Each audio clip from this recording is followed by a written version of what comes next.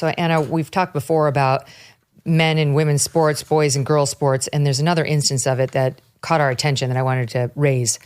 Out in California, they're still doing this, notwithstanding the Trump executive order. He's fighting the Maine governor to try to make her stop it, both at the college, which has largely been taken care of, but not entirely, and also the high school, which has not been taken care of level at all.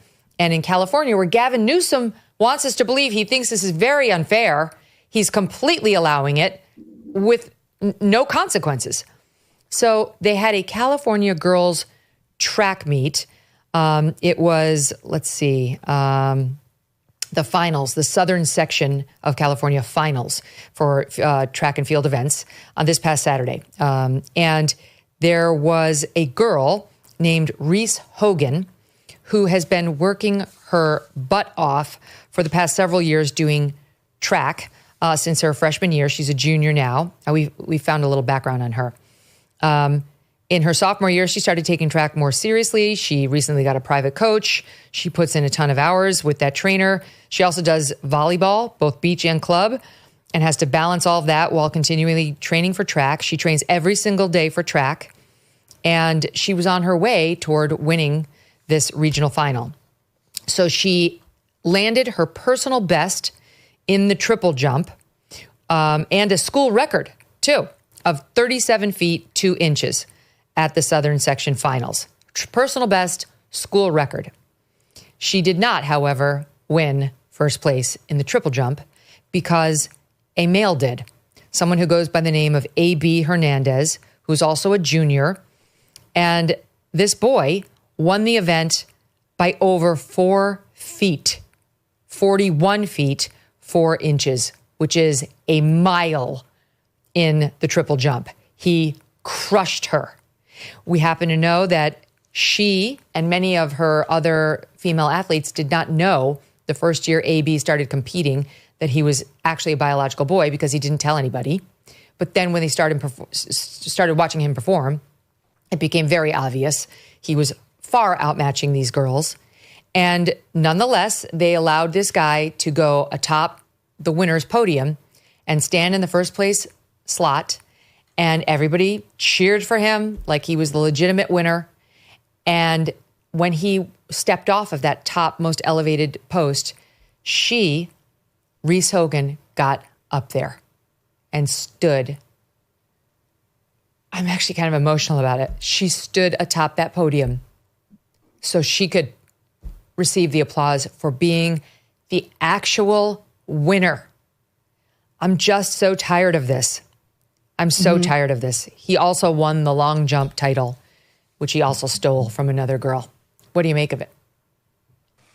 I think there's a reason why 80% of Americans are not in favor of what you just described. 80% of Americans, according to polling, find it to be deeply unfair because biology does matter. I don't think that transgender people should be treated inhumanely, but I also don't think that we should create situations in which women are treated unfairly. And in this case, it's just unfair. It's that simple. And by the way, the governor of California, Gavin Newsom, says that it's unfair. And I don't think it makes him look better to, on one hand, say it's unfair, and then on the other hand, to just allow it to keep happening in the state of California. But he wants to have his cake and eat it too. And I don't think it's going to work out that way because simply calling it unfair is enough to get the activists riled up and angry with you.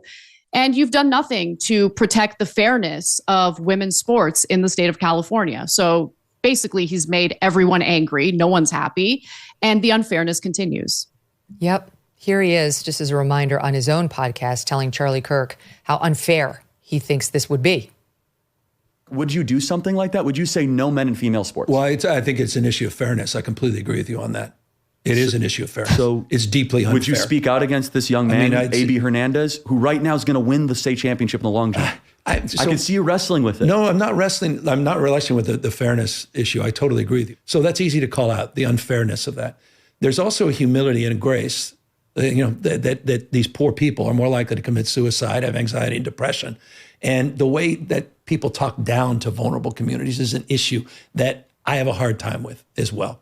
So both things I can hold in my hand. How can we address this issue with the kind of decency that I think, is inherent in you, but not always expressed on the issue? He's done nothing. And Charlie raised this athlete. And let me just give you one other thing. There's another athlete named Katie McGinnis. She's a track and athlete senior in this same region. And last Saturday, Katie's long jump leap of 18 feet, 0.95 inches was, she had jumped further than any girl across all 4 divisions that she was competing against. 18 feet? Yeah, that's crazy. Wow. 18 feet and 9.5 inches. It was, I think, it was her goal. She accomplished her goal of being a champion, but she was not recognized as such because there was one person who did better. And that was the boy claiming to be a girl, A.B. Hernandez, who not only took the triple jump medal from Reese Hogan, but the long jump medal from Katie McGinnis, who also has been training for years for this. The long jump is her best event. She has the longest long jump in California amongst all high school girls. She trains every day, 6 days a week, year round. She's been training for 4 years. She's broken school records up and down the board in track. And no girl in all of California can jump farther than Katie. Only this boy, A.B. Hernandez, can do it and did do it. And these Californians still cheered, and Gavin Newsom did nothing, Anna. Yeah, I mean, Gavin Newsom is a slimy snake of a politician, and I don't really know what he believes. All I know is the person he fights for the hardest is himself. And so he'll say anything to anyone if he thinks it's going to help him politically. And in the meantime, people in his state continue to suffer. I want to just, not to deflect, because I think this is unfair and it's gross for him to say so, but then do nothing about it. But I just want to give you a sense of how poorly he has governed this state, because now California, the highest tax state in this country, is facing a $12 billion deficit. So he put out his budget proposal. He is proposing to make Medicaid recipients, the poorest Americans among us, pay $100 a month in premiums to get Medicaid benefits. So he's essentially punishing the poorest among us for his poor governance. He's a terrible politician, terrible person. Yeah. And meanwhile, these girls continue to suffer. And while he gives lip service when he's across from Charlie Kirk, including with respect to this particular athlete, this boy posing as a girl, he does nothing to help them, nothing. This July, there is a global summit of BRICS nations in Rio de Janeiro. The bloc of emerging superpowers, including China, Russia, India, and Iran, are meeting with the goal of displacing the U.S. dollar as the global currency. They're calling this the Rio Reset. As BRICS nations push forward with their plans, some worry global demand for U.S. dollars will decrease, bringing down the value of the dollars in your savings. While this transition, if it happens, would not happen overnight, the Rio Reset could mark a pivotal moment. So learn if diversifying your savings into gold is right for you. Birch Gold Group can help you move your hard-earned savings into a tax-sheltered IRA in precious metals. Claim your free info kit on gold by texting MK to the number 989898. With an A-plus rating from the Better Business Bureau and tens of thousands of happy customers, let Birch Gold arm you with a free, no-obligation info kit on owning gold before July and the Rio Reset. Text MK to the number 989898 today. Thanks so much for watching. If you like what you just saw, hit the subscribe button for more clips and full episodes.